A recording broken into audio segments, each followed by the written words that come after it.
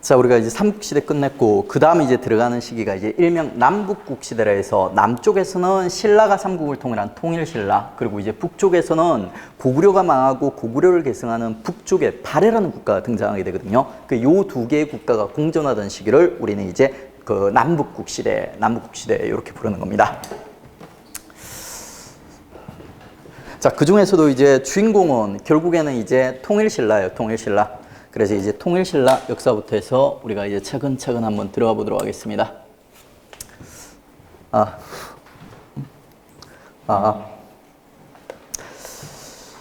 자, 통일신라 역사 들어갈 건데, 통일신라 역사가 크게 이제 두 파트로 나뉩니다. 통일신라의 첫 번째 마디가 이제 중대요. 신라 중대. 통일 직후에 있죠. 정확하게 신라 중대를 갖다 정의하는 방법이 따로 있긴 한데, 여러분이 있죠. 이 정확한 분류보다는 일단 어설픈 있지 않습니까? 감각적인 분류를 갖다 먼저 잡아주세요. 신라 중대는 통일 직후에 신라가 아주 잘 나가던 시기 있죠. 강력한 왕권을 바탕으로 신라가 안정되고 신라가 전성기를 갖다 구가하던 잘 나가는 시기를 갖다 신라 중대라고 이미지를 갖다 잡아주십시오. 자, 요 통일이 되고 나면은 전반적으로 이제 역사의 포커스가 이제 변하게 돼요. 삼국시대 때 역사의 포커스는 삼국 간의 경쟁이었어요. 그 치열한 경쟁 중에 누가 살아남아서 누가 삼국을 갖다 통일할 것인가. 근데 이제 삼국 통일되지 않습니까? 외부에 큰 적이 없어요.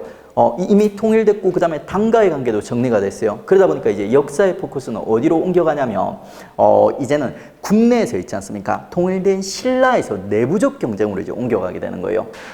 국내에서 가장 힘이 센 두 개의 세력이 이제 경쟁을 하기 시작하는 겁니다. 왕가 있지 않습니까? 진골 귀족이라고 불리는 최고의 기득권 세력. 요 둘이 이제 경쟁을 갖다 시작을 하는 거죠. 근데 이제 이 경쟁에서 신라 중대 때는 있죠. 왕이 압승을 갖다 하게 되는 거예요. 왕이 압승을 하면서 왕을 갖다 중심으로 해가지고 그 중앙집권화 왕권 강화가 이루어지고, 그리고 이제 왕을 중심으로 해서 안정된 신라가 이제 펼쳐지게 되는 겁니다. 그게 이제 신라 중대 이미지, 이렇게 잡아주십시오. 그래서 우리는 신라 중대 공부할 때는 누가 어떻게 신라를 갖다가 이제 왕권을 갖다 강화시키고 어떤 방식으로 이제 왕권을 강화시켜서 신라를 갖다 안정되게 유지했는가, 이 내용들을 갖다 공부하시면 돼요. 근데 이 신라 중대에 있죠. 왕권 강화와 관련된 여러 가지 제도들, 신라 중대를 갖다 완성시킨 왕이 한 명이 있어요. 그러니까 신문왕이라는 왕이 있습니다. 물론 신문왕 말고도 살짝씩 도와준 전대와 후대의 왕들이 있는데, 얘들이 한 10% 정도 도와줬다면 있죠. 신문왕 지원자사 한 80% 정도를 신라 중대 시스템을 갖다 구축했던 왕이에요. 그러니까 이제 신문왕을 갖다 중심으로 해서 신라 중대를 여러분 공부하시면 됩니다. 중대 이제 그 분위기는 일단 왕권이 아주 강력하다. 진골과 왕가의 경쟁에서 왕이 압승을 해가지고 그 강력한 왕권을 바탕으로 신라를 갖다 안정시킨 시기다. 이렇게 보시면 되고, 정확하게 신라 중대를 갖다 정의하면 아까 우리 삼국시대 때 무열왕 보셨죠? 무열왕, 백제를 멸망시킨 무열왕. 그 무열왕의 직계 후손들, 직계 진골들이 왕위를 차지하고 있던 때, 그게 이제 중대의 정확한 정의입니다. 상대는 우리 성골이 장하고 있을 때가 상대, 그 다음에 이제 중대는 무열왕 직계가 장하고 있을 때가 중대, 하대는 무열왕 이외에 그 밖의 진골들이 왕위쟁 탈전을 벌이는 시기가 하대. 요게 이제 정확한 정이에요. 근데 이제 일단은 어설픈 정의, 왕권이 아주 강력했던 시기, 요렇게 이제 정해 놓는 게 공부의 방향을 잡을 때는 더 좋습니다. 자, 이 신문왕을 갖다 중심으로 있죠. 중대 강력한 왕권이 이제 구축되게 되는 겁니다. 신문왕이 이제 어떤 과정을 거쳐서 왕권을 갖다 강화하는지 보도록 하죠. 신문왕이 왕권을 강화하는데 도와줬던 두 개의 세력이 있어요. 신문왕의 일명이죠. 오른팔, 왼팔. 오른쪽, 왼쪽은 구별할 필요가 없어요. 두 팔에 있습니다. 하나의 세력이 누구냐면 있죠. 바로 이제 집사부 중시, 혹은 이제 시중이라 불리는 세력이요. 집사부가 왕명을 집행하는 기구라고 했습니다. 우리 삼국시대 때 이미 봤어요. 그 다음에 이제 이 집사부의 중시, 시중이 누구냐면 집사부의 대장을 갖다 얘기하는 거예요. 얘들이 이제 왕권 강화를 도와주는 왕의 이제 오른팔이라고 할 수 있습니다. 그리고 이제 밑에 다른 색으로 화백회의 상대 등이 약화되었다, 이런 문구가 나오죠. 얘들은 누구냐면 화백회라는 게 귀족회예요. 귀족회의 기본적 기능은 뭐냐면 얘들은 국가의 중대사들을 갖다 결정하면서 있죠. 왕을 갖다 견제하는 역할을 갖다 수행을 하는 겁니다. 자, 왕권이 아주 강해졌어요. 왕의 측근들이 힘이 세졌어요. 그러면 화백회의와 화백회의의 대장, 상대 등은 있죠. 힘이 세질까요? 약해질까요? 둘이 경쟁관계예요. 그렇기 때문에 집사부 시중, 왕의 측근이 힘이 세지면 얘들은 힘이 약해진다. 요 둘은 라이벌 관계로 보십시오. 나중에 얘들이 힘이 세지면 또 얘들이 힘이 약해지는 걸 갖다 보게 될 거예요. 자, 그 다음에 이제 신문왕을 도와줬던 두 번째 세력이 누구냐면 육두품이에요. 진골 밑에 육두품이라는 세력이 있다고 했죠. 이 육두품도 상당한 상위 귀족이거든요. 근데 그럼에도 불구하고 신라라는 나라 골품제라는 신분제에서는 있죠. 진골한테 너무 많은 특권이 집중이 돼 있었던 겁니다. 그러다 보니까 육두품도 불만이 많거든요. 이 육두품, 진골에게 불만이 많은 육두품들이 누구와 손을 잡고 진골을 견제했냐면 신문왕이라는 있죠. 강력한 왕이랑 손을 잡고 육두품들이 진골을 갖다 견제하는 모습을 갖다 보여주는 거예요. 자, 이때 신문왕을 갖다 도와줬던 있죠. 대표적인 육두품 한 명이 등장하는데 걔 이름이 설총이에요. 설총. 여러분들 아직 국사를 제대로 공부를 안 하셨어도 원효대사 한 번쯤 들어보셨죠? 원효의 아들입니다. 원효의 아들. 원효가 잠시 환속을 해가지고 아들을 갖다 낳게 되는데 그 아들이 설총이라는 아들이 있어요. 나중에 불교사 가면 다시 한번 얘기를 할 겁니다. 그리고 이제 이 설총이라는 똘똘한 있지 않습니까? 육두품 원효의 아들이 신문왕을 갖다 어떻게 도와줬냐 하는 거예요. 화왕계라는 글을 갖다 써가지고 신문왕한테 건의를 했던 겁니다. 화왕계는 꽃의 얘기예요. 꽃의 얘기. 꽃의 세상에 꽃의 왕이 모란꽃이라는 아주 화려하고 아름다운 꽃이 있습니다. 이 모란꽃에게 신하가 둘이 있는데 하나는 장미예요. 장미. 아주 아름답고 있죠. 향기롭지만 가시를 갖다 품고 있는 꽃. 그게 이제 장미. 그리고 이제 또 하나는 할미꽃이에요. 할미꽃. 할미꽃은 되게 볼품없어요. 향기도 안 줘요. 하지만 있죠. 그럼에도 불구하고 아주 충직하고 왕을 갖다 사랑하는 요런 이제 할미꽃 두 신하가 있다는 거예요. 근데 이제 요 설총은 있죠. 요 황계 얘기를 갖다 빌어가지고 신문왕한테 어떤 얘기를 했냐면 장미는 아름답고 화려해 보이지만 얘는 이제 가시를 가지고 있어서 위험하다는 거예요. 그래서 장미를 갖다 멀리하고 할미꽃으로 가까이 하라 이렇게 얘기를 했는데 이게 결국엔 무슨 얘기냐면 있죠. 장미가 상징하는 정치 세력이 누구였을까요? 진골이에요, 진골. 그 다음에 육두품, 할미꽃이 상징하는 정치 세력. 얘들이 이제 육두품이에요. 그러니까 이제 진골을 갖다 견제하고 육두품이랑 이제 손을 잡자. 이 건의를 갖다가 설총을 이제 했던 거예요. 그리고 이제 이거를 갖다 받아들여가지고 신문왕이 있죠. 육두품을 갖다 왕의 조력자로서 얘들 똑똑한 애들이 많거든요. 유학자들이 많아요. 요런 애들에게 이제 행정, 실무를 갖다 맡기면서 왕의 조력자로서 손을 잡고 진골을 갖다 견제하는 모습이 등장하게 되는 겁니다. 그리고 이제 신문왕이 이렇게 이제 왕의 오른팔과 왼팔 생기니까 힘이 좀 세지겠죠. 그러면 이제 이 강력한 힘을 바탕으로 해가지고 김흠돌이라고 있죠. 이름이 보니까 되게 좀 천해 보이죠. 근데 천하지 않습니다. 그러니까 당대 신라 진골 중에서 원탑이에요. 그러니까 당대 화백회의 수장인 상대등입니다. 이 김흠돌을 갖다 있죠. 제거해버리는 거예요. 김흠돌이 실제로 반란을 일으켰는지 안 일으켰는지는 잘 몰라요. 아마도 있지 않습니까? 신문왕이 귀족 세력을 갖다가 억압하기 위해서 김흠돌에게 역모로 갖다 씌웠을 확률이 높아요. 어쨌든 이제 김흠돌의 난이라는 사건이 등장하게 되고 있죠. 이 사건을 통해서 신문왕은 진골 귀족들에게 아주 큰 타격을 갖다 주고 왕권을 갖다 강할 수 있는 명분을 갖다 차지하게 되는 겁니다. 자, 그리고 이제 이렇게 왕권이 강력해진 신문왕이 있지 않습니까? 자, 이 강력한 왕권을 갖다가 나 신문왕만 누리는 게 아니라 있지 않습니까? 후대에 나의 후손들도 모두 누려야 된다고 생각을 했던 거예요. 그래서 있죠. 이런 강력한 왕권을 제도화시키는 작업들을 갖다 수행하게 되는 거예요. 그러면서 일련의 제도 개편, 체제 개편을 갖다 시행하는 거죠. 그래서 이제 통일 이후에 구주 5소경제라고 해서 지방행정 조직을 갖다 정비하는 모습 보여줍니다. 자, 신라에 구주 9개의 주가 있어요. 우리 지금으로 치면 경기도와는 도 같은 거예요. 경상도 같은 도. 그 다음에 이제 오소경은 특별시 같은 거예요. 특별시 같은 거. 이런 이제 구주와 오소경으로 지방행정조직을 정비하였다. 구주 오소경은 신문왕 때 지방행정조직을 구주 오소경제로 정비하였다. 요까지만 암기하시면 끝이에요. 그 다음에 이제 군사제도도 정비합니다. 구서당 10정. 구서당은 중앙군, 10정은 지방군. 구서당 10정은 조금 더 깊이 나가야 됩니다. 한번 정리해 보겠습니다. 자, 구서당은 중앙군으로 써 있죠. 신라, 고구려, 백제, 말갈인으로 구성된 중앙군이다. 조금 특이해요. 그러니까 중앙군이면 그 나라의 주력 부대예요. 근데 그 나라 주력 부대라가 신라인들을 갖다 중심으로 구성을 했던 게 아니라 있죠. 백제, 고구려, 말갈, 이상한 이민족 애들 다 모아가지고 있지 않습니까? 중앙군을 갖다 형성을 했던 거예요. 그러다 보니까 뭔가 이상한 거예요. 그 역사가들은 이제 여기에 대한 해석을 갖다 달게 되는 겁니다. 그게 일반적인 해석은 이거예요. 그러니까 민족 융합 정책. 신문왕이 있지 않습니까? 삼국을 통일한 이후에 고구려와 백제, 말갈 요런 애들을 갖다가 진짜 신라인으로 있죠. 만들기 위해서 민족 융합 정책을 갖다 펼친 결과 요런 모습의 중앙군, 구서당이 나왔다. 이렇게 이제 평가를 갖다 하는 겁니다. 근데 제가 봤을 때는 당대 이제 진골귀족들이 힘이 제일 셌거든요. 이 진골귀족들이 이미 신라인들을 갖다 중심으로 하는 군부대 있죠. 군부대를 갖다 장악하고 있었던 거예요. 그래서 이제 신문왕 같은 경우는 얘들을 갖다 견제하기 위해서 오히려 있지 않습니까? 주인을 잃은 백제라든지 말갈 고구려인들 있죠. 요런 애들을 갖다 모아가지고 중앙군을 갖다 편성하지 않았나 이렇게 생각하고 있습니다. 근데 이제 교과서적 해석은 민족 융합 정책이에요. 교과서적 해석이 더 중요합니다. 그 다음에 이제 십정은 이제 지방군이에요. 신라의 구주라는 9개의 도단위가 있다고 했어요. 그 도단위에 하나씩의 정을 갖다 주는 거예요. 지방군 하나씩을 주는 거예요. 근데 숫자가 매칭이 안 되죠. 안 되는 이유가 뭐냐면 구주 중에 저 최고 북쪽에 있죠. 국경선에 한 주라는 아주 중요한 그 주가 있어요. 그 주에는 야 너는 중요한 주니까 정을 하나 더 줄게 해가지고 이제 십정이 되는 겁니다. 그래서 이제 신라 이제 군사제도 구서당 십장이 등장하게 되는 거죠. 그다음에 이제 14부는 신라의 이제 중앙간서예요.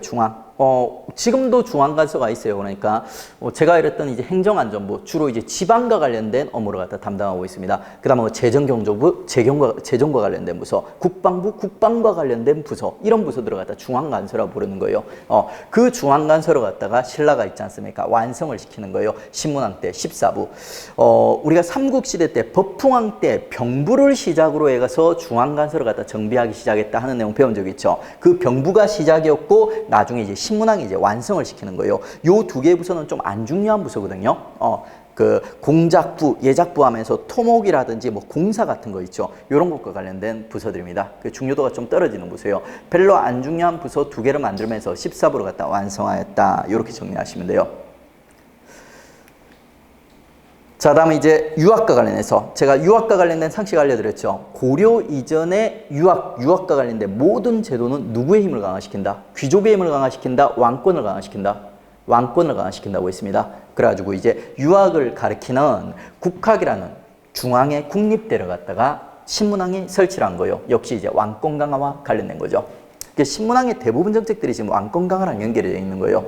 그 다음에 이제 아주 중요한 두 개 있죠. 경제 정책이 있는데 요거는 우리가 그 정확한 내면은 지금 이해하지 않을 거예요. 경제사적 기초가 없기 때문에 단순 암기만 하겠습니다. 근데 여기서 이제 단순 암기만 해도 문제가 다 풀리게 되어 있습니다. 경제사 전문 문제가 등장하지 않는다면 이 문제는 이제 풀리게 되어 있어요. 어떻게 암기를 하냐면 신문왕은 왕권 강화를 갖다 좋아하죠. 이 신문왕이 기존의 노급이라는 제도를 갖다 폐지하고 있죠. 관료전이라는 새로운 제도를 갖다 실시했던 거예요. 그러면 노급이란 제도는 기존의 왕권을 강화시키는 성격을 가지고 있었어요? 아니면 진골 귀족들의 성격을 강화시키는 성격을 가지고 있었어요? 진골 귀족. 그러다 보니까 이제 신문왕은 이게 마음에 안 든 거예요. 그래서 신문왕은 노급을 갖다 폐지시켜버리면서 귀족들을 갖다 약화시키고 있죠. 귀족들을 갖다 견제하고 왕권을 강화할 수 있는 관료전이라는 새로운 제도를 갖다 실시했던 겁니다. 여러분 단순 암기를 하세요. 신문왕은 있죠. 관료전이라는 왕권을 강화시키는 제도를 실시했다. 신문왕이 실시했으니까 왕권을 강화시키는 제도, 관료전. 그 다음에 신문왕은 관료전 이전에 있었던 노급이라는 제도를 폐지했다. 신문왕은 왕권을 갖다 강화시키기 위해서 노급을 폐지했으니까 결국 이제 노급은 그 귀족들, 진골 귀족들에게 유리한 제도였다. 이렇게 이제 이해를 해주시면 돼요. 나중에 이제 정제사 가면 우리가 왜 관료전이 왕권을 강화시키나, 왜 노급이 그 귀족들의 힘을 강화시키나 이런 내용까지도 다 배우게 될 거예요. 근데 일단은 이것만 암기를 하셔도 문제를 갖다 풀 수가 있습니다.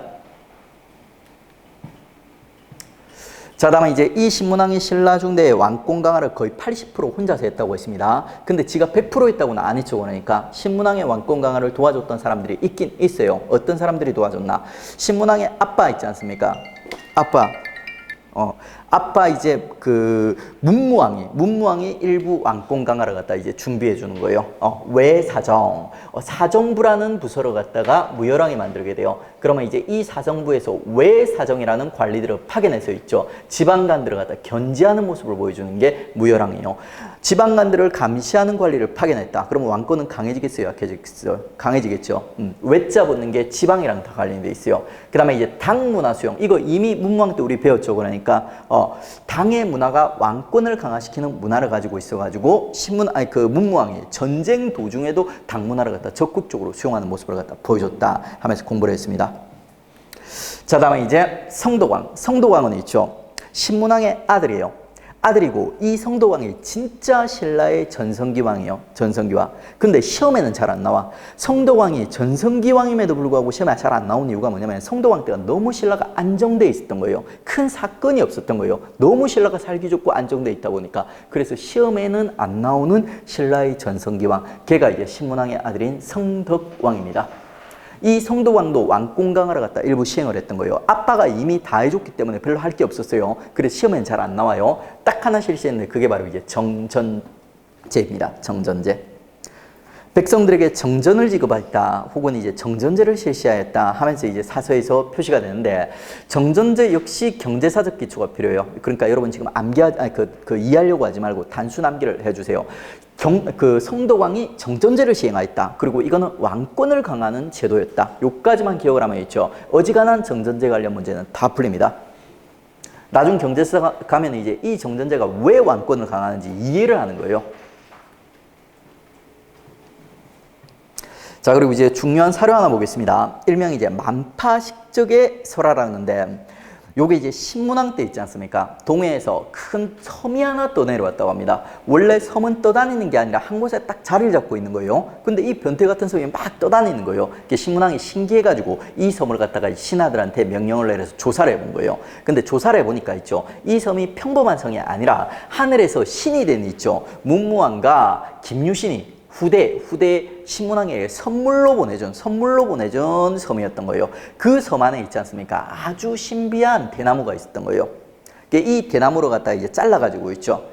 잘라가지고 이제 피리를 갖다 만들었는데, 그 피리가 아주 신묘한 효능을 가지고 있었던 겁니다.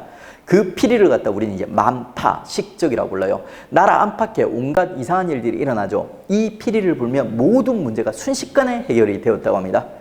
그게 이제 신문왕 때 이제 만파식적과 관련된 설화예요. 이 만파식적의 설화는 딱 들어보니까 실제로 불가능한 얘기죠. 그러니까 이게 비유예요, 비유. 신문왕 때 신문왕이 엄청나게 왕권이 강했던 거예요. 그래서 신문왕이 소리 한번 빽 지르지 않습니까? 그럼 국내외 모든 문제들이 순식간에 다 해결이 돼버릴 정도로 신문왕이 이제 왕권이 강했던 거예요. 그 얘기를 갖다 만파식적의 설화로서 비유로서 남겨놓은 거예요. 아마 지금 잘은 모르겠는데 신문왕의 목소리가 있죠, 되게 하이톤이었던 거예요. 피리랑 비슷한 있지 않습니까? 하이톤의 뾰족한 목소리였나 봐요. 그래가지고 이제 신문왕의 목소리를 갖다 만파식적의 피리 소리로 비유를 해가지고 이런 옛날 얘기가 만들어졌을 거예요. 다음 이제 문제 풀어보겠습니다. 신라 중대 시기의 사실로 바른 것은 신문왕 때 관료전을 폐지하고 노급을 지급하였다. 맞아요, 틀려요? 반대로 얘기하고 있죠. 기존의 노급이 귀족들의 힘을 강화시켜주는 성격을 가지고 있어서 신문왕은 노급을 폐지하고 관료전을 갖다 실시하였다. 이게 맞는 내용이에요. 그 다음에 성도왕 때 백성들에게 정전을 지급하였다. 어떻습니까? 맞죠? 그 다음에 3번은 우리 아직 안 배운 거예요. 그 다음에 이제 4번, 신라 중대에는 상대 등의 세력이 강화되었다. 어떻습니까? 자, 신라 중대는 상대 등의 라이벌인 누구예요? 그러니까 집사부의 시중 중시임이 셌던 거죠. 이거 틀린 거예요. 3번은 경도왕이라는 중대 왕이 있는데, 이 경도왕의 포지션이 뭐냐면 신라 하대, 신라가 무너지는 있죠. 신라 하대 헬게이트를 갖다 여는 왕이 이제 경도왕이에요. 그래서 경도왕은 중대왕임에도 불구하고 있지 않습니까? 신라 하대에 우리가 다루게 될 거예요. 신라 하대를 갖다 시작하는 계기를 마련하는 왕이에요. 멍청하게 노급이 있지 않습니까? 신문왕이 귀족들의 노급이라는 아주 강력한 무기를 갖다 겨우 뺏어놨거든요. 근데 이 경도왕이 멍청하게 노급을 갖다가 귀족들한테 돌려줘 버리면서 있죠. 이 귀족들이 왕을 갖다 제거해버리고 지네가 이제 왕이 되버리겠다고 막 난리를 치면서 신라가 무너져가는 시대를 갖다 열게 되는 겁니다. 멍청한 경도왕 얘기는 있죠. 우리 신라 하대 때 다루도록 하겠습니다.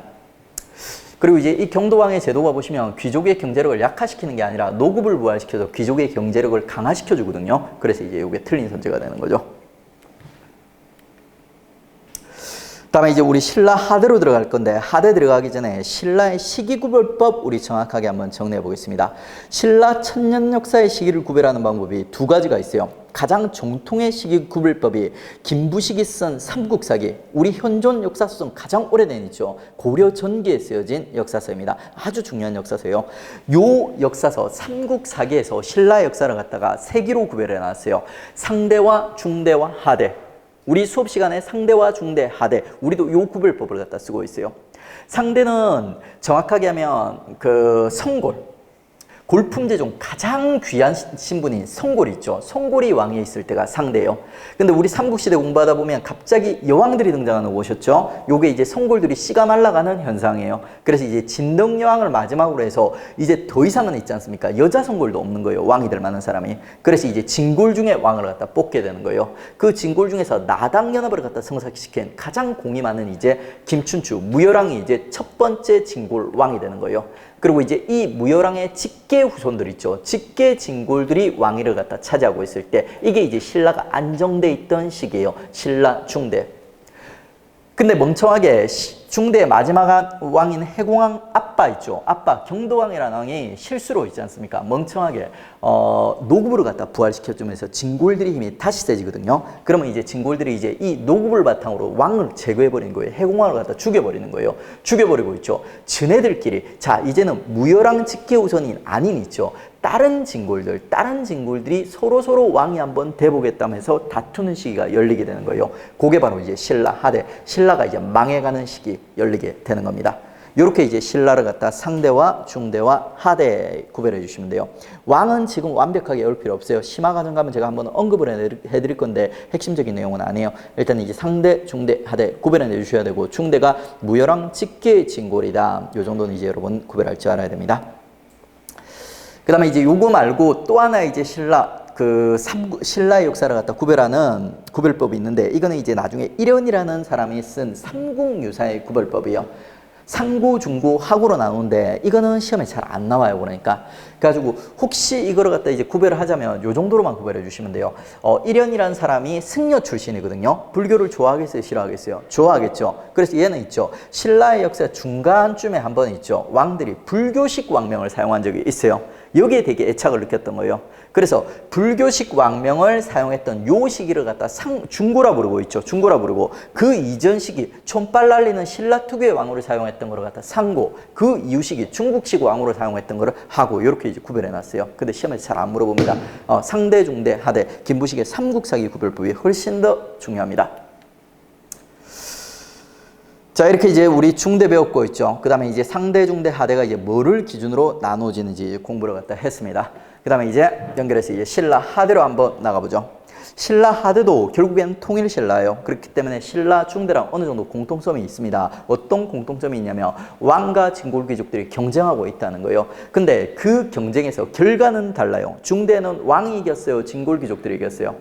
왕이 이겼죠. 강력한 왕권을 갖다 바탕으로 해서 신라가 안정됐던 시기가 중대였어요. 근데 하대에서는 있지 않습니까? 멍청한 경도왕이 노구를 부활시켜주면서 귀족들이 더 힘이 세지는 거예요. 그래서 이제 이 귀족들이 있죠. 왕을 갖다 제거해버리고 전해가 스스로 이제 왕이 돼보려고 욕심을 내던 이 시기. 그러면 이제 신라가 무너져가던 시기. 그게 바로 이제 신라 하대가 되는 겁니다. 자, 이 신라 하대의 헬게이트, 지옥문을 여는 왕이 바로 이제 중대 후반기, 중대가 끝날 무렵의 왕인 경도왕이라는 멍청한 왕이에요. 얘가 이제 노급이라는 있죠. 귀족들의 아주 강력한 무기가 있거든요. 신문왕이 겨우겨우 뺏어놨던 거예요. 근데 이거를 갖다가 진골들한테 되돌려주면서 이 무기를 갖다 바탕으로 해가지고 있죠. 그 진골들이 여러 가지 반란들을 갖다 일으켜요. 이 반란들 이름은 뭐 지금 굳이 기억할 필요는 없어요. 되게 여러 개의 반란이 일어나니까 별명도 많고 그래요. 그래서 이제 이 반란들로 인해서 결국 경도왕의 아들이 있죠. 해공왕이 피살되는 사건이 등장하게 되는 거예요. 그리고 이제 이 해공왕이 죽고 나서 있지 않습니까? 자, 무열왕 직계 우선이 아닌 다른 계열의 진골, 보통 내무랑 반계라고 하는데 이게 무슨 의미를 가지냐면 무열왕 직계 진골이 아닌 다른 반계를 갖다 얘기하는 거예요. 다른 진골을 얘기하는 거예요. 요 다른 진골들이 왕이 되고 있죠. 얘들이 이제 숫자가 많거든요. 서로 왕이 되려고 이제 치열하게 박터지게 싸우는 시기. 그게 바로 이제 신라 하대입니다. 그러다 보니까 왕권은 강해질까요? 약해질까요? 자연스럽게 왕권은 약해지는 겁니다. 실제로 이제 신라 하대를 갖다가 보시면 있지 않습니까? 150년이에요. 그렇게 긴 기간은 아니거든요. 요 시기 동안 왕이 20명이나 거쳐갑니다. 나누게 해보세요. 왕 한 명당 몇 년 정도 통치를 했어요? 대단하십니다. 대략 한 7, 8년 이렇게 통치를 했죠. 그러니까 원래는 한 왕이 정상적인 국가에서는 25년 정도를 평균적으로 통치를 갖다 하게 돼 있어요. 근데 7년, 8년밖에 통치를 못했단 말은 신라대가 그만큼 혼란한 시기였다는 거예요. 우리 초등학교 들어가서 초등학교 졸업할 때쯤 되면 왕이 한번 바뀌는 거예요. 이렇게 이제 혼란스러운 시기가 신라하대였다. 그리고 이제 이 혼란이 이제 시작될 무렵에 있죠.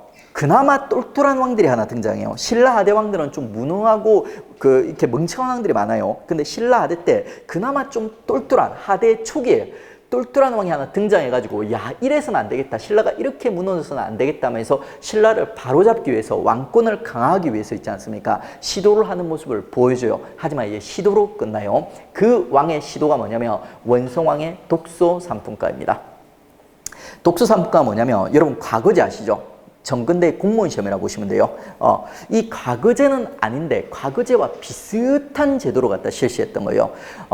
국학이라는 신문왕이 만든 국립대학 기억나시죠? 그 국립대학 졸업생들에게 졸업시험을 본 거예요. 유학과 관련된 과목을 갖다 시험을 봐가지고 있죠. 그 시험 점수에 따라서 관리에 등용하는 제도, 그게 이제 독소삼품가예요. 그 시험 성적에 따라 상, 중, 하로 등급을 나눠가지고 애들에게 관직을 나눠주는 거예요. 자, 이런 제도를 실시하면 왕권은 강해질까요? 약해질까요?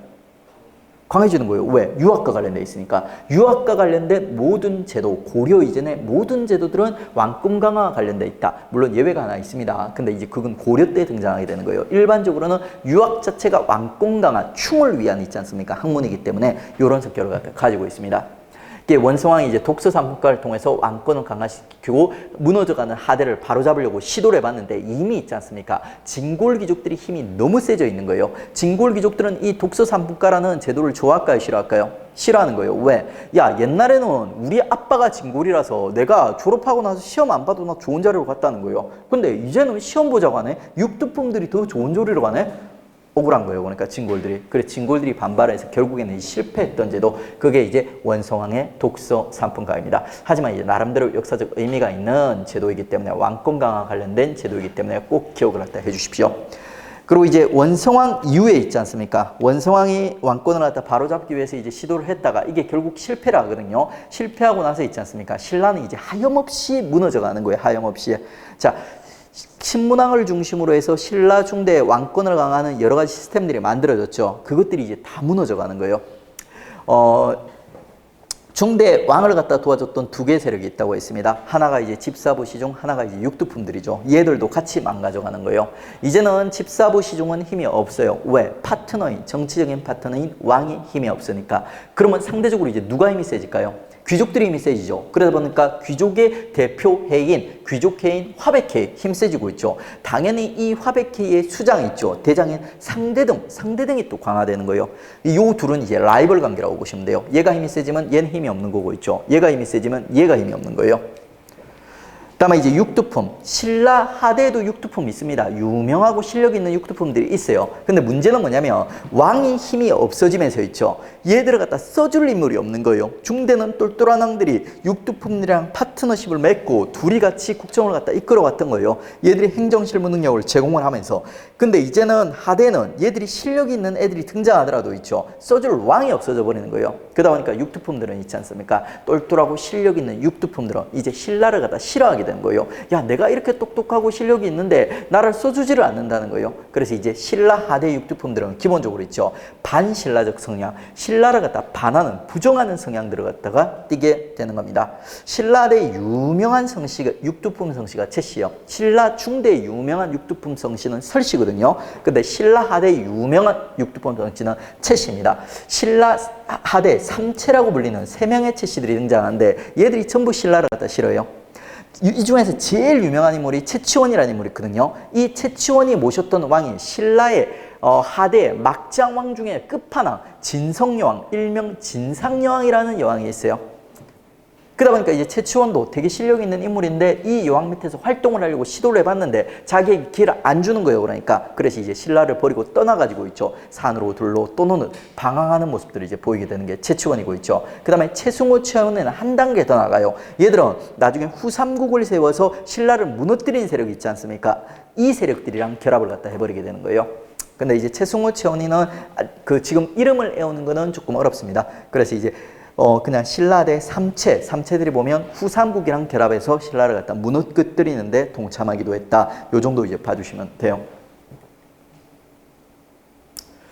그리고 이제 이 정도까지 이제 신라 무너지니까 신라 이제 끝날 때가 된 거예요. 나라가 이제 망조가 들지 않습니까? 끝날 때가 돼버리면 난들이 일어나요. 난. 그리고 이제 보통 일반적인 난이 아니라 있죠. 밀란들이 일어나는 거예요. 여러분 옆집에 철수 엄마, 영희 아빠, 순이, 뭐 삼촌 이런 사람들이 있죠. 이런 사람들이 꽃갱이 들고 낫을 들고 반란을 갖다 일으키는 거예요. 그러면 그 나라는 이제 끝장날 때가 된 거예요. 그러니까 그런 현상들이 신라에 나타나는 겁니다.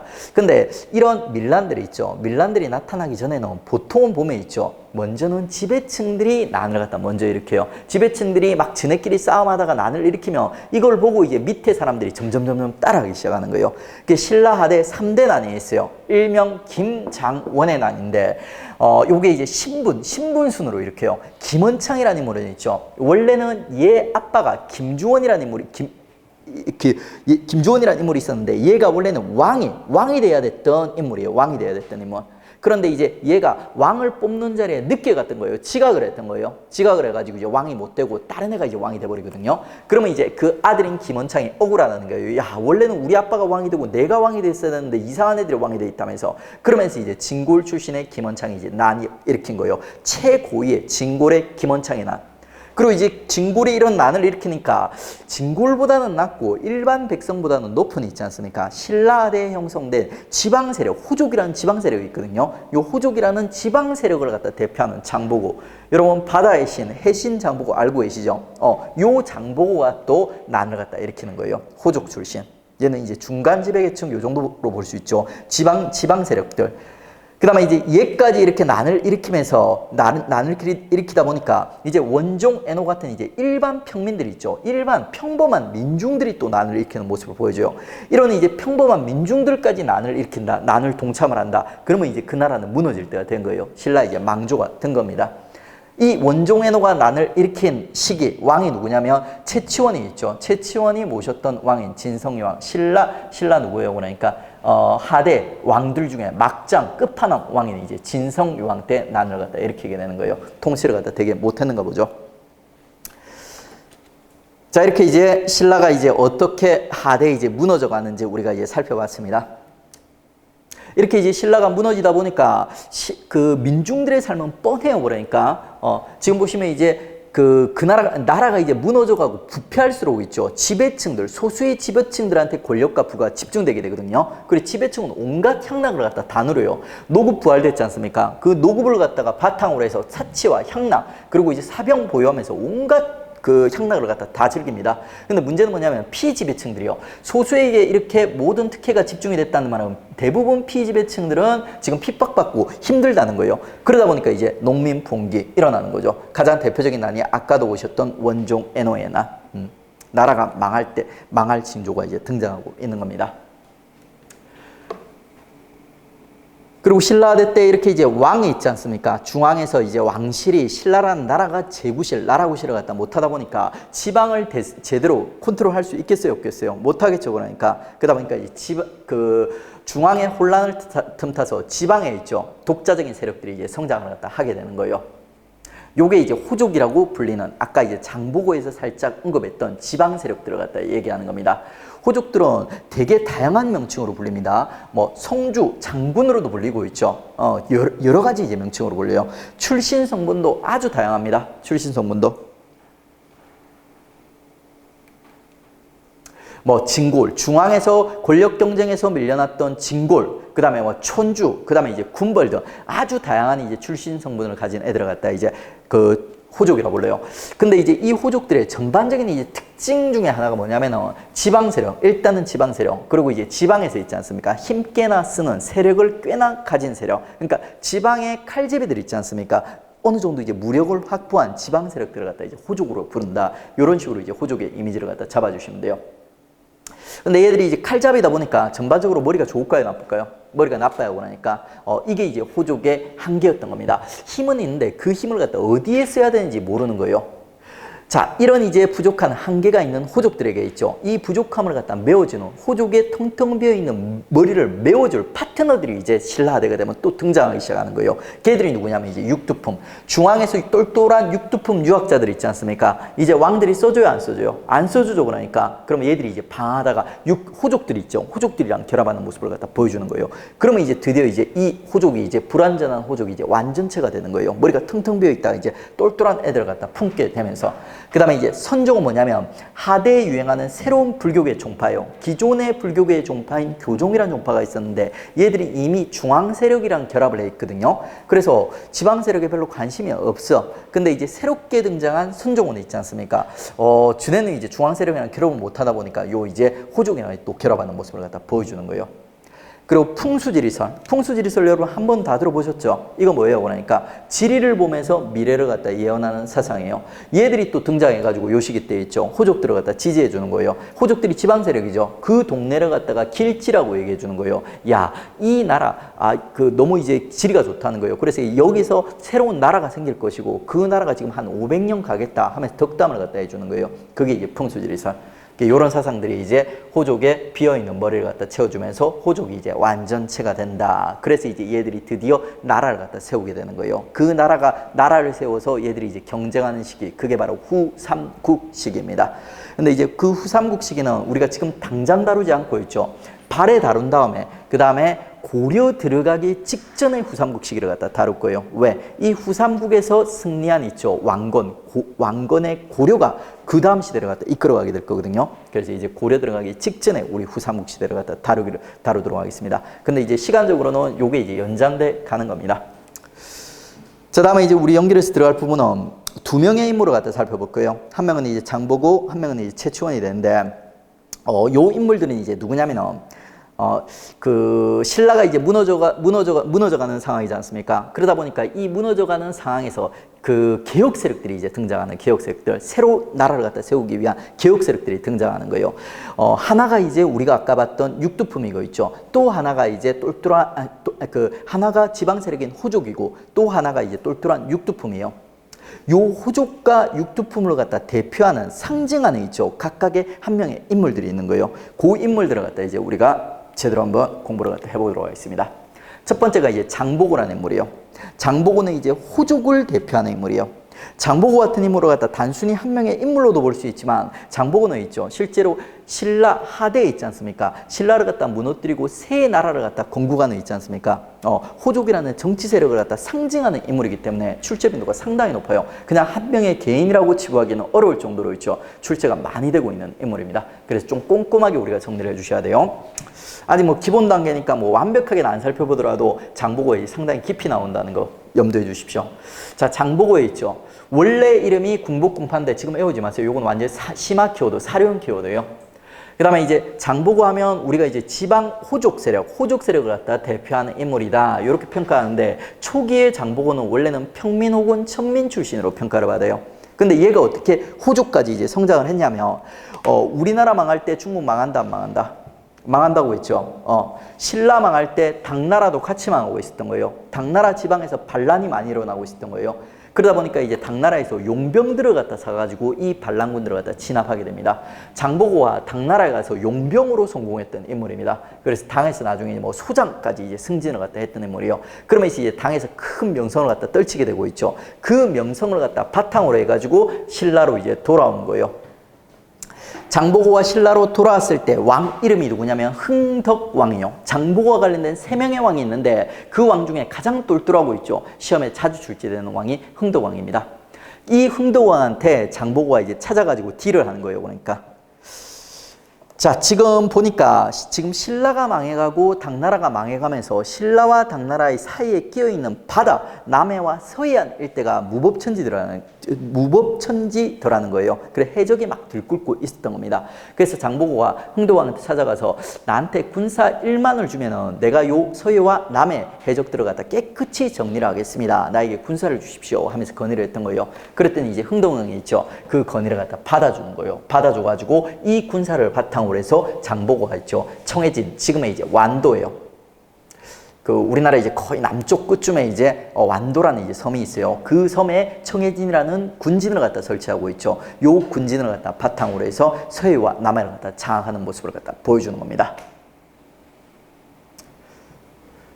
서해와 남해 해상 외역권 장악. 그리고 이제 이게 나중에 잘 나가가지고 거의 서해 남해 이제 왕으로서 이제 대접을 받는 인물이에요. 그게 이제 장보고입니다.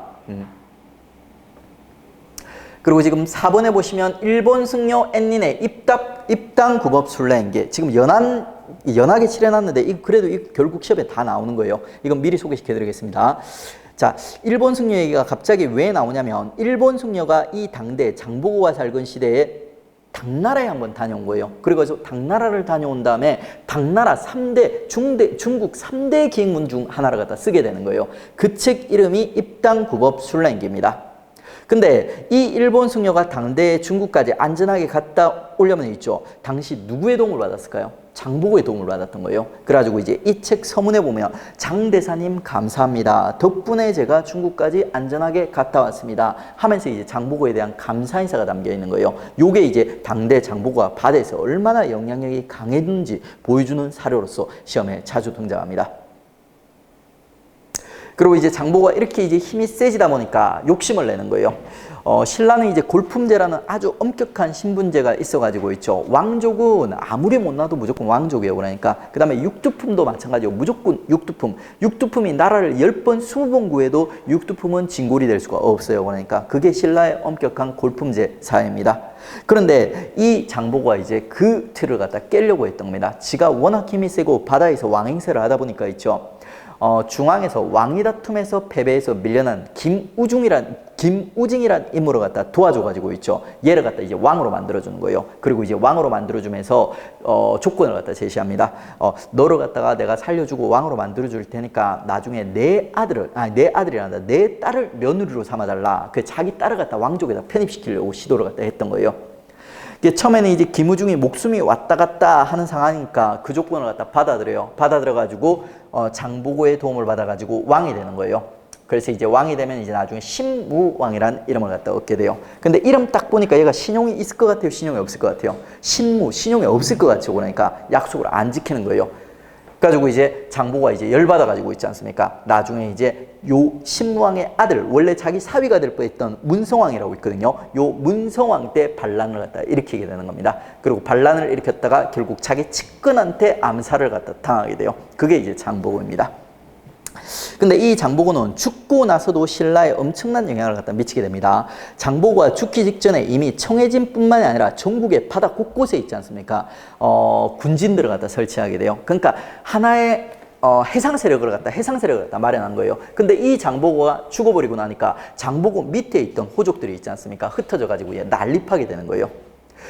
신라 하대 호족들의 시대가 본격적으로 열리는 게 바로 이 장보고가 죽는 사건이에요. 장보고가 전국적으로 건설했던 해상 세력들이 장보고가 죽으면서 흩어지면서 있죠. 각 지역의 이제 호족으로서 자리 잡게 되는 거예요.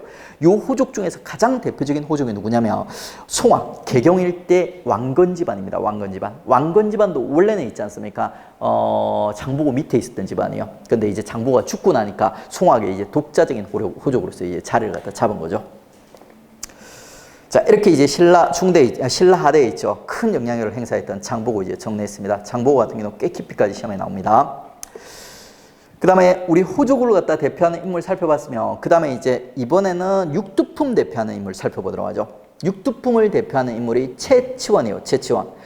최치원도 상당히 지엽적인 지식까지 출제가 되고 있어요. 그래서 최치원도 좀 꼼꼼하게 여러분 정리를 갖다 해두셔야 됩니다. 근데 첫 번째 단계는 완벽하게 가기보다는 중요한 내용들을 갖다 중심으로 살펴보도록 할게요.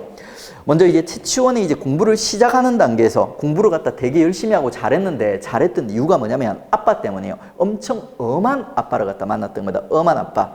아빠가 아들한테 협박을 합니다. 뭐라고 협박을 하냐면 있죠. 자, 10년 동안 과거에 합격하지 못하면 너는 내 아들이 아니다. 집에서 쫓아내겠다. 이렇게 협박을 했던 거예요.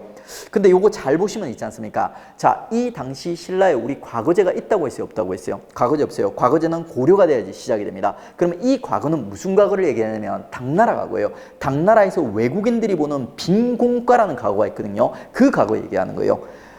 아빠가 이렇게 협박을 하게 되고 있죠. 그나마 아들이 똘똘하고 열심히 노력을 했나 봐요. 그래 아들이 다행히 당나라의 빈곤과에 합격을 합니다. 그래서 당나라 관리가 되는 거예요. 관리가 돼서 당에서 이제 캐리어를 갖다 쌓는 겁니다. 그리고 이제 이 캐리어를 쌓는 과정에서 있죠. 가장 뚜렷한 업적이 요거예요. 토황소경문. 신라 망해갈 때 당도 망해간다고 했습니다. 당에서 반란들 엄청 많이 일어나는 거예요. 그 반란을 일으켰던 애 중 하나가 황소라는 애가 있어요. 그래서 이제 황소를 토벌하자는 경문을 아주 멋지게 잘 썼던 겁니다. 최치원이. 그래서 이제 당에서 명성을 갖다 떨치게 되는 겁니다. 그리고 당에서 이제 국제적 명성이 높아지죠. 그러면 이제 이거를 갖다 바탕으로 해서 신라로 돌아와서 얘가 이제 본격적으로 활동을 해보려고 시도를 했던 거예요. 근데 그게 잘 안 돼요. 왜? 신라의 당대 왕이 있지 않습니까? 신라 하대 왕들 중에서 가장 막장 여왕이라고 평가받는 진성여왕이 집권을 하고 있을 때예요. 그래가지고 이제 최치원이 돌아와가지고 진성여왕한테 야 지금 나라 너무 엉망입니다. 한번 바로잡아 봅시다 하면서 시무십조란 걸 건의하거든요. 시무가 신하가 왕에게 건의를 하는 걸 얘기하는 거예요. 근데 왕이 들어줬을까요? 안 들어줬을까요? 안 들어줍니다. 그러니까 그냥 야 너 되게 똑똑하구나 하면서 막 칭찬을 해줘요. 칭찬을 해주는데 실제로 최치원의 건의를 갖다 하나도 안 들어줘요. 그러다 보니까 이제 최치원이 있지 않습니까? 좌절하는 거예요. 좌절해가지고 이제 산으로 들로 관직을 갖다 버리고 산으로 들로 떠돌면서 이렇게 방황하는 모습들이 이제 등장하는 겁니다. 그리고 요거는 이제 태수는 뭐냐면 지방의 지금 시장이라고 보시면 돼요. 높은 자리도 아니고 이런 낮은 자리 맡기면서 이렇게 제대로 안 써주니까 최치원이 이제 결국 나와가지고 이제 방황하면서 여러 가지 책들, 비석들 막 이런 거 세우게 되는 겁니다. 그래서 이 최치원 책들이 되게 많아요. 그 중에서 제일 중요한 저서들만 먼저 암기를 하겠습니다. 나중에 이제 이 책들 전부 연결해서 암기하는 팁도 있는데 일단은 그까지 가기 어렵고 있죠. 주요 저서들만 여러분 좀 익숙해지도록 하겠습니다. 개원필경, 최치원의 문집이요. 다음에 이제 제왕연대력, 최치원이 쓴 역사서예요. 역사서.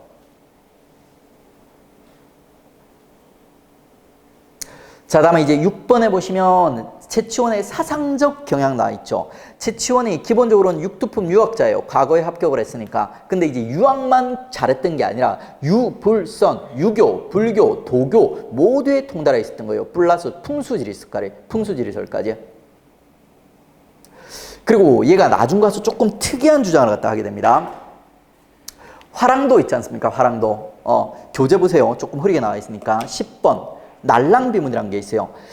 최치원이 나중 가면은 유불선에 모두 통달해 있던 최치원이 여러 가지 이제 학문들을 갖다 공부해보고 화랑도를 갖다 공부해보니까 이 화랑도라는 게 있죠. 풍류도, 화랑도 똑같은 말이에요. 이 화랑도, 풍류도가 유불선과 결국에는 다 하나더라, 뿌리가 같더라, 이런 특이한 주장을 갖다 하게 되는 거예요.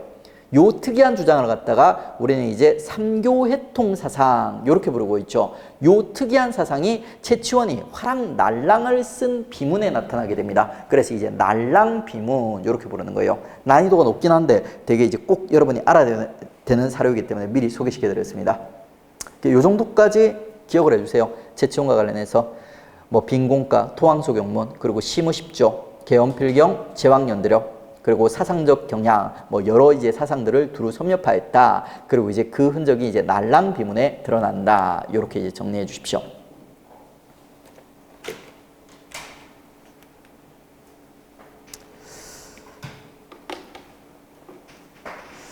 자, 그러면 이제 신라의 진짜 주인공이 있죠. 호족가. 그리고 이제 이 호족에 이제 비어있는 머리를 갖다가 채워주는 육두품을 갖다 대표하는 장보고와 이제 최치원 두 개 세력을 갖다 이제 살펴봤습니다. 그 다음에 이제 이 신라 하대 있지 않습니까? 왕이 20명이 넘게 있었다고 했습니다. 요 20명이 넘는 왕들 중에 이제 주요 왕들 한번 살펴보도록 하겠습니다. 주요 왕들. 그나마 이제 멍청한 왕들 중에 주요 왕들. 먼저 이제 경도왕 다룰게요. 경도왕은 중대왕이라고 했어요. 하대왕 아닙니다. 그러니까. 근데 항상 하대에 다른 이유가 뭐냐면 하대의 문을 여는 왕이에요. 어떻게 해서? 노급을 부활시켜서 귀족들의 힘을 강화시켜주는 아주 강력한 경제적 특권인 노급을 갖다 부활시켜주는 거예요. 그러면서 이제 신라 하대 문이 열린다. 그렇기 때문에 중대왕인 경대왕을 갖다가 신라 하대 때 달하는 겁니다. 경도왕은 노급을 부활시켜서 되게 멍청한 왕으로 평가를 받는데 실제로 보면 그렇게 멍청한 왕은 아니에요. 뭐 중국화, 지방 명칭을 중국화하고 그다음에 이제 국학을 갖다 또 진흥시켜 보려고 뭐 이름도 바꿔보고 그다음에 선생님들도 파견하고 이런 모습들을 보여주거든요. 이런 것들이 전부 이제 왕권 강화와 관련된 정책들이에요. 그래가지고 왕권 강화를 갖다 위해서 나름대로는 노력했던 왕입니다. 그런데 그럼에도 불구하고 경도왕이 결국 실패했던 이유가 뭐냐면 경도왕 때 경도왕보다 훨씬 더 고단수 있지 않습니까? 고단수 진골이 하나 있었던 거예요. 그 진골이 누구냐면 김대성입니다. 김대성. 우리 역사상 최대의 사기꾼. 진골 출신이고 있죠. 경도왕보다 훨씬 더 유명합니다. 경도왕은 탄생서라가 없는데 김대성은 탄생서라도 있어요. 다 사기겠죠. 이 사기꾼이 있죠. 순진한 경도왕을 갖다 꼬셔가지고 경도왕한테 있죠. 노급을 갖다 이제 부활하게 했던 겁니다. 그러면 이제 결국 왕권은 약해지고 진골 귀족들의 힘이 강해지면서 있죠. 신라대가 열리게 되는 겁니다. 그리고 이제 이 김대성이라는 사기꾼이 있죠. 우리 역사상 불교 문화와 관련된 아주 찬란한 문화유산들을 갖다가 남기게 됩니다. 여러분 불국사 다 아시죠? 불국사 김대성이 만든 거예요. 불국사 안에 불국사 3층 석탑, 다보탑 이런 것들이 전부 다 있지 않습니까? 이런 건축물들이 전부 김대성이 경도왕을 갖다가 꼬시는 과정에서 이런 건축물들을 갖다 만든 거예요. 나중에 이제 구체적인 얘기는 요 불국사 3층 석탑, 다보탑 얘기할 때 야 이거 경도왕이 이 김대성이가 경도왕을 어떻게 설득을 하고 꼬셨는지 얘기를 해드리겠습니다. 그다음에 이제 석굴암도 다 아시죠? 석굴암 안에 본전볼 있죠. 이런 것들 전부 김대성이 만든 거예요. 김대성이 사기꾼입니다. 얘한테 속아가지고 결국에는 경대성이 노급을 부활시키고 있죠. 왕권이 이제 약해지는 사대가 이제 열리게 된다. 이렇게 보시면 돼요. 자, 다음에 이제 하대를 쭉 이렇게 하대 주요 왕들을 갖다 쭉 시간 순으로 연결해 놓은 건데 시험 문제가 이렇게 나와요. 하대와 보통 쉬운 문제는 중대를 비교해 가지고 구별할 줄 아냐 이렇게 문제가 나와요. 근데 시험 문제가 조금 고난도 문제는 이렇게도 구성돼서 출제가 됩니다. 하대 내부 있지 않습니까? 하대 내부에서 서로 왕들을 구별하고 순서를 잡는 이런 문제들이 등장하는 거예요. 그러면 그렇다고 해서 여러분이 20명의 왕들을 갖다 전부 암기를 하고 순서를 갖다가 외우고 이럴 필요는 없어요. 그러니까 요 정도까지만 정리하세요. 하대 중반부 있지 않습니까? 중반부에 누가 자리를 잡고 있냐면 장보고가 자리 잡고 있어요. 장보고 이전 얘들이 하대 초기 애들이요. 원성왕 이런 왕들이 이제 하대 초기 왕이고요. 그 다음에 이제 장보고와 관련된 3인방이 있어요. 장보고가 처음 자리 잡는 데 도와줬던 흥도왕, 그 다음에 장보고에게 사기쳤던 신무왕 있지 않습니까? 그 다음에 이제 신무왕의 아들로서 장보고가 반란을 일으켰던 문송왕, 요 세 명의 왕이 이제 장보고와 관련된 왕이에요. 일명 이제 별명이 이제 흥신문입니다. 흥신문. 여러분 흥신소 들어보신 적 있죠? 돈 주면 뭐든지 다 해주는 곳이 이제 흥신소예요. 당대는 장보고가 흥신소를 갖다 운영했나 봐요. 장보고가 워낙 힘이 세다 보니까 장보고한테 돈만 갖다 주면 다 해주는 거예요. 그래가지고 장보고한테로 가는 문, 흥신문 해가지고 이제 세 명의 왕을 두 문자를 갖다 따주시면 돼요. 그 다음에 이제 이 장보고가 죽고 나면 있죠. 본격적인 신라 혼란기가 시작됩니다. 왜? 장보고 밑에 있던 그 세력들이 전부 다 이제 각각 지역에서 이제 호족으로서 이제 난립하게 되는 거예요. 요 본격적인 있죠. 신라 하대 혼란기의 대표적인 왕이 요 진성여왕, 신라 막장여왕. 그리고 이제 이 진성여왕 때 이제 드디어 원종 애노의 난 같은 밀란, 진짜 밀란도 이제 일어나는 거죠. 그리고 이런 혼란스러운 분위기가 연결이 돼가지고 있죠. 결국 진성여왕이 신라를 갖다 거의 말아먹게 되면은 이 이후에 이제 후삼국 시대가 열리게 되는 거예요. 후백제, 후고구려, 고려 하면서. 자, 이런 식으로 신라 하대 내부에서 순서 잡는 문제도 등장할 수 있다는 거 염두에 두시면 됩니다. 자, 장보고와 관련된 가장 중요한 3명의 왕 중에 있죠.